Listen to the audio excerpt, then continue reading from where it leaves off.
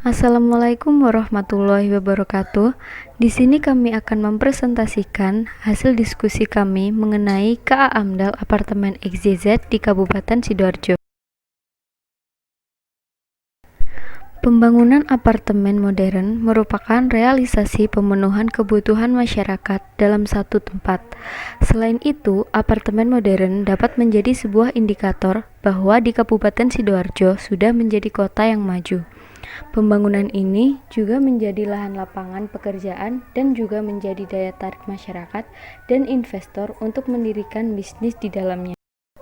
Dapat diketahui bahwa pada Peraturan Menteri Negara Lingkungan Hidup Nomor 5 Tahun 2012 tentang jenis usaha dan atau kegiatan yang wajib dilengkapi dengan analisis mengenai dampak lingkungan, menerangkan bahwa pembangunan gedung dengan luas lebih atau sama dengan 5 hektar wajib dilengkapi dengan dokumen AMDAL karena diduga dapat menimbulkan dampak penting berupa gangguan lalu lintas, limbah cair, timbunan sampah, penurunan kualitas air, penurunan muka air tanah, serta keresahan masyarakat di kawasan sekitarnya.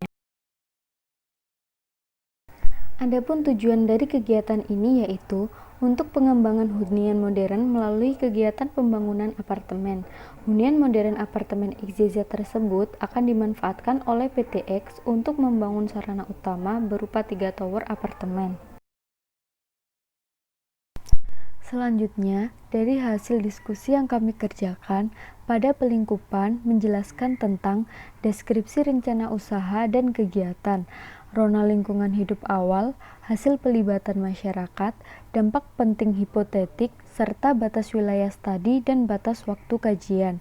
Kemudian, pada metode studi menjelaskan tentang pendekatan studi, metode pengumpulan dan analisis data, metode perakiraan dampak penting, metode evaluasi secara holistik terhadap dampak lingkungan, serta telahan sebagai dasar pengelolaan lingkungan.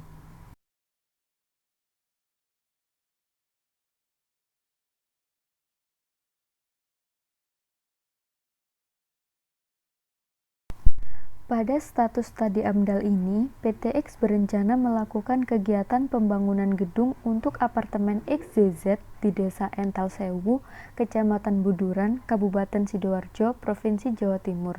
Untuk kesesuaian lokasi dengan tata ruang, lokasi tersebut dekat dengan pemukiman penduduk dan pusat Kabupaten Sidoarjo, serta bersebelahan dengan jalan tol, sesuai dengan Perda Kabupaten Sidoarjo Nomor 6 Tahun 2009 tentang Rencana Tata Ruang Wilayah Kabupaten Sidoarjo tahun 2009 sampai 2029.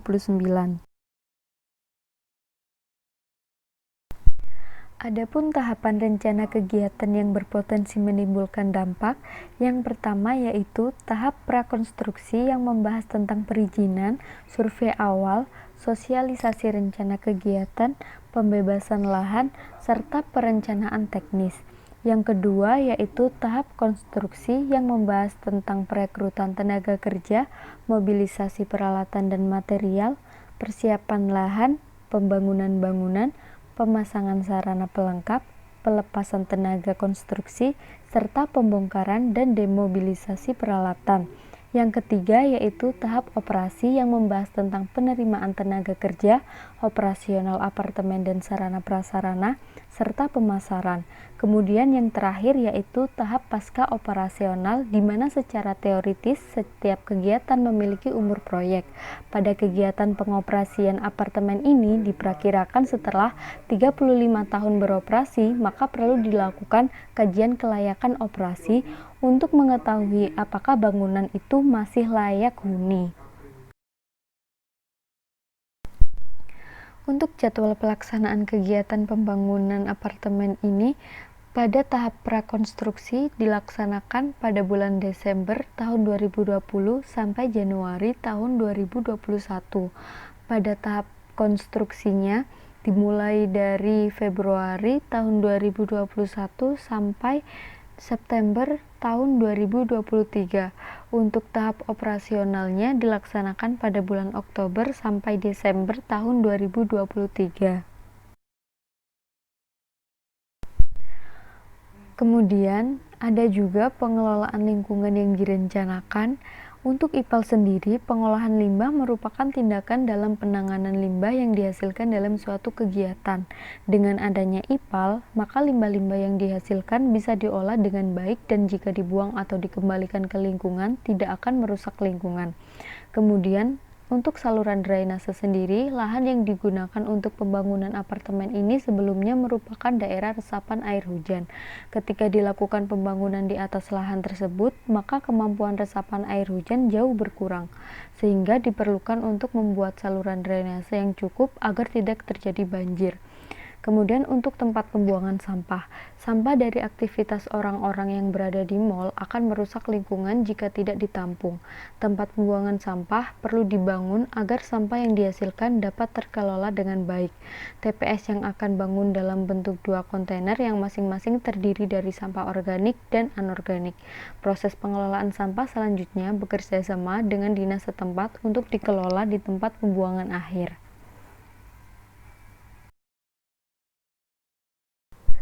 Pada rona lingkungan hidup awal ini sendiri memiliki 4 komponen. Yang pertama yaitu komponen geologi, fisika, dan kimia, di mana sekitar lokasi rencana pembangunan apartemen di Kecamatan Buduran meliputi komponen iklim, komponen topografi dan geologi, komponen kualitas udara, dan komponen kebisingan. Kemudian yang kedua yaitu komponen biologi, di mana kondisi lahan rencana pembangunan apartemen XYZ saat ini merupakan lahan kosong. Berdasarkan hasil pengamatan yang dilakukan pada lokasi rencana kegiatan, diketahui bahwa komponen lingkungan yang terkena dampak dari rencana kegiatan meliputi komponen flora darat dan fauna darat. Kemudian yang ketiga ada komponen sosial, ekonomi, dan budaya, di mana pada Kecamatan Buduran memiliki jumlah penduduk mencapai 100.109 jiwa menurut Kecamatan Buduran dalam angka 2020.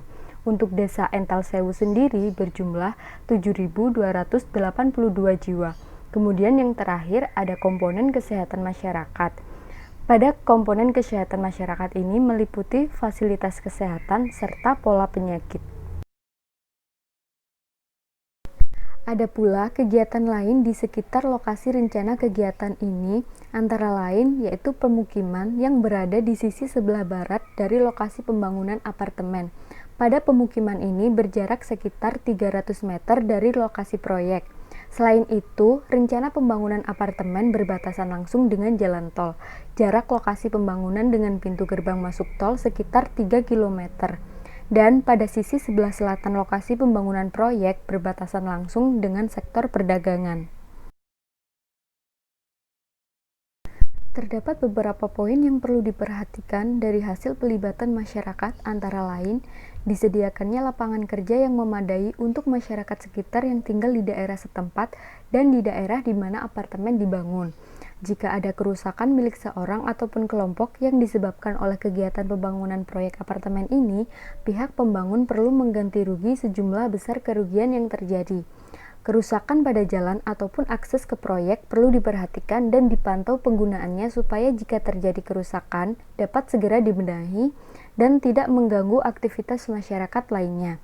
Pembangunan apartemen di daerah ini diharapkan tidak mengurangi pasokan air bersih untuk masyarakat di daerah sekitar. Dan limbah hasil pembangunan proyek apartemen harus diolah dengan baik dan tidak menjadi tumpukan yang dapat merugikan masyarakat. Berikut terdapat identifikasi dampak potensial. Yang pertama yaitu tahap prakonstruksi, di mana dilakukan perizinan, survei awal, sosialisasi rencana kegiatan, pembebasan lahan, dan perencanaan teknis. Kemudian ada tahap konstruksi yang melakukan perekrutan tenaga kerja, mobilisasi peralatan dan material, persiapan lahan, pembangunan bangunan, pemasangan sarana pelengkap, pelepasan tenaga kerja konstruksi, serta pembongkaran dan demobilisasi peralatan. Kemudian ada tahap operasional yang melakukan penerimaan tenaga kerja, operasional apartemen, serta pemasaran. Kemudian yang terakhir yaitu tahap pasca operasional, di mana merenovasi apartemen setelah 35 tahun berdiri. Dari evaluasi dampak potensial, esensinya adalah memisahkan dampak-dampak yang perlu kajian mendalam untuk membuktikan dugaan hipotesa dari dampak yang tidak lagi perlu dikaji. Dalam proses ini, dijelaskan dasar penentuan bagaimana suatu dampak potensial dapat disimpulkan menjadi DPH atau tidak. Salah satu kriteria penapisan untuk menentukan apakah suatu dampak potensial dapat menjadi DPH atau tidak adalah dengan menguji apakah pihak pemrakarsa telah berencana untuk mengelola dampak tersebut dengan cara-cara yang mengacu pada SOP tertentu, pengelolaan yang menjadi bagian dari rencana kegiatan, panduan teknis tertentu yang diterbitkan pemerintah dan atau standar internasional, dan lain sebagainya. Langkah itu pada akhirnya menghasilkan daftar kesimpulan dari DPH. Selanjutnya, ada batas wilayah studi dan batas waktu kajian. Pada batas wilayah studi sendiri merupakan batas wilayah terluar dari hasil tumpang susun dari batas wilayah proyek, batas ekologis, batas sosial, dan batas administratif setelah mempertimbangkan kendala teknis yang dihadapi. Kemudian, pada batas waktu kajian yang akan digunakan dalam melakukan perakiraan dan evaluasi dampak dalam kajian AMDAL, penentuan batas waktu kajian ini selanjutnya digunakan sebagai dasar untuk melakukan penentuan perubahan rona lingkungan, tanpa adanya rencana usaha dan kegiatan atau dengan adanya rencana usaha dan kegiatan.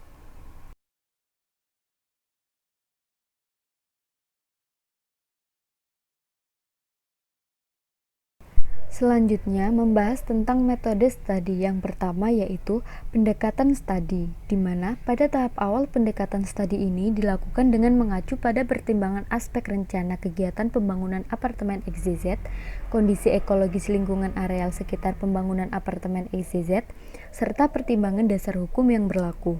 Kemudian, yang kedua yaitu metode pengumpulan dan analisis data. Pada pengumpulan data dilakukan baik data primer yang diambil langsung di lapangan maupun data sekunder dari instansi atau pihak lain yang telah mengadakan penelitian tentang aspek yang berkaitan. Pada metode pengumpulan dan analisis data sendiri memiliki dua komponen. Yang pertama yaitu komponen rencana kegiatan yang meliputi tahap prakonstruksi, tahap konstruksi, tahap operasional, serta tahap pasca operasional.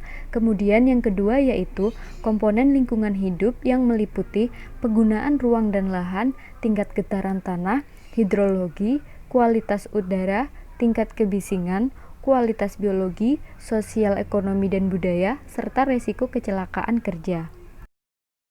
Kemudian, pada metode studi yang ketiga, terdapat metode perakiraan dampak penting yang digunakan untuk memperakirakan besaran dan sifat penting dampak dalam studi AMDAL untuk masing-masing dampak penting hipotetik. Adapun metode-metode yang digunakan dalam perakiraan dampak penting ini yaitu pendekatan model matematis, pendekatan berdasarkan analogi, pendekatan berdasarkan empiris, pendekatan penggunaan baku mutu lingkungan, serta penilaian para ahli. Selanjutnya, pada metode studi yang keempat yaitu metode evaluasi secara holistik terhadap dampak lingkungan. Menurut Peraturan Menteri Negara Lingkungan Hidup Nomor 16 Tahun 2012 tentang Pedoman Penyusunan AMDAL, metode evaluasi secara holistik terhadap dampak lingkungan yang terjadi dilakukan untuk menentukan kelayakan atau ketidaklayakan lingkungan hidup. Telahan pada evaluasi ini dilakukan untuk 4 hal. Yang pertama, keterkaitan dan interaksi DPH, di mana telahan dilakukan pada seluruh dampak penting hipotetik secara holistik menggunakan bagan alir dengan metode Sorenson modifikasi. Yang kedua, pemilihan alternatif terbaik, di mana pada pemilihan alternatif akan diuraikan dan diberikan rekomendasi pilihan alternatif terbaik dengan dasar pertimbangan lingkungan menggunakan metode-metode ilmiah yang berlaku secara nasional dan atau internasional. Yang ketiga, arahan pengelolaan dan pemantauan lingkungan, di mana pada arahan pengelolaan dilakukan terhadap seluruh komponen kegiatan yang menimbulkan dampak, baik komponen kegiatan yang paling banyak memberikan dampak turunan maupun komponen kegiatan yang tidak banyak memberikan dampak turunan. Yang keempat, pertimbangan kelayakan lingkungan. Pada kriteria rekomendasi penilaian kelayakan lingkungan berdasarkan Peraturan Menteri Negara Lingkungan Hidup Republik Indonesia Nomor 16 Tahun 2012 tentang Pedoman Penyusunan Dokumen Lingkungan Hidup. Dan yang terakhir yaitu telaahan sebagai dasar pengelolaan lingkungan. Terdapat sebab akibat antara rencana usaha kegiatan dan rona lingkungan hidup dengan dampak positif dan negatif yang mungkin timbul. Pada kelompok masyarakat, sudah pasti akan ada kelompok yang terkena dampak positif maupun dampak negatif. Oleh karena itu, perlu diidentifikasi kesenjangan antara perubahan yang diinginkan dan perubahan yang mungkin terjadi akibat usaha atau kegiatan pembangunan. Kemudian, pada daerah yang terkena dampak, kemungkinan seberapa luas daerah yang akan terkena oleh dampak penting ini, apakah hanya akan dirasakan dampaknya secara lokal atau regional? Pada komponen lingkungan yang secara potensial akan terkena dampak penting ini akan dievaluasi derajat kepentingan dampaknya dengan metode yang relevan antara lain melalui rapat, telaahan pustaka, dan pertimbangan pakar. Sekian presentasi dari hasil diskusi kelompok kami. Apabila ada kritik dan saran, klik di kolom komentar. Terima kasih. Wassalamualaikum warahmatullahi wabarakatuh.